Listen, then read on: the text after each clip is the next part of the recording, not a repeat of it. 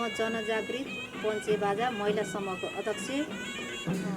हाम्रो यो जुन पञ्चे बाजा अहिले हामीले जुन प्रयोग गरिरहेको पञ्चे बाजा जनजागृत युवा क्लबमा अलि लामो समयदेखि 2 सेट बाजा आएर बसिरहेको अवस्थामा हामी दिदीबहिनीहरूको सबैजनाको सरसल्लाहमा र हामीहरूले पनि इच्छा गरेको हुनाले एउटा समिति गठन गरेर हामी पुस 12 गते हामीले जनजागृत युवा क्लबमा एउटा सानो समिति को प्रतिवेदन पेश गरेर हामीले बाजा लिएर आएका छौँ र हामीले त्यो बाजा चाहिँ एउटा एकजना प्रशिक्षक सनै बजाउने एकजना प्रशिक्षक गुरु हुनुहुन्छ, उहाँको सहयोगमा हामीले बाजाहरू बजाइरहेका छौँ। हामीले जानी नजानी जे जस्तो बजाए पनि खास प्रगति गरेका छौँ जस्तो लाग्छ।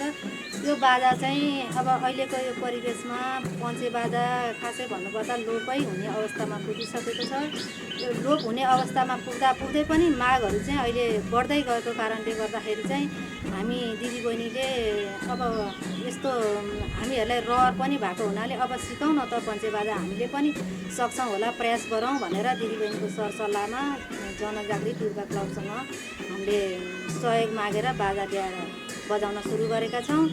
यो खास यसको उद्देश्य भनेको चाहिँ लोप हुन लागेको बाजालाई जगेर्ना गर्ने र गर्दै जाँदा सफल हुन सकिएला भन्ने उद्देश्यले सफल भयो भने हामीलाई महिलाहरूलाई पनि केही भोलिको बाटोमा सहज होला, रमाइलो मनोरञ्जन हुने पनि र हाम्रो आर्थिक स्थितिमा पनि दिनचर्याको लागि पनि हामी सहज हुन्छ कि भन्ने उद्देश्यले चाहिँ लागिरहेका छौँ।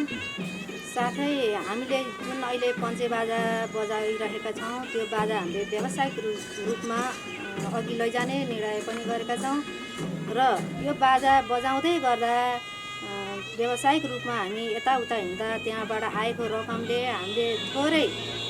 हामीले आफूसँग राख्ने र त्यहाँबाट थोरै रकम कटाएर त्यो बाजा बिग्रेको र भत्किएको समयमा त्यसलाई मर्मत संहार गर्ने पनि योजना बनाएका छौँ। र यो पञ्चे बाजा जुन अहिले चलिरहेको पञ्चे बाजा छ, अब हामीले बजाउन अलि सक्षम भइसकेपछि इच्छा लाग्ने दिदीबहिनीहरूले पनि हामी पनि सिक्छौँ भनेर सम्पर्क गरेर सिक्न आउन चाहिँ यहाँहरूलाई पनि खुल्ला छ। आउनु होला, सिकौँ, सँगै अगाडि बढौँ। सबैजना हामी दिदीबहिनीले पनि केही गरेर देखाउँ, केही गर्न सक्छौँ भन्ने सबैले जनचेतना जगाउँ र यो पञ्चे बाजाको चाहिँ एकदम जगेर्ना र संरक्षण गरौँ, यही भन्न चाहन्छु। हस्, धन्यवाद।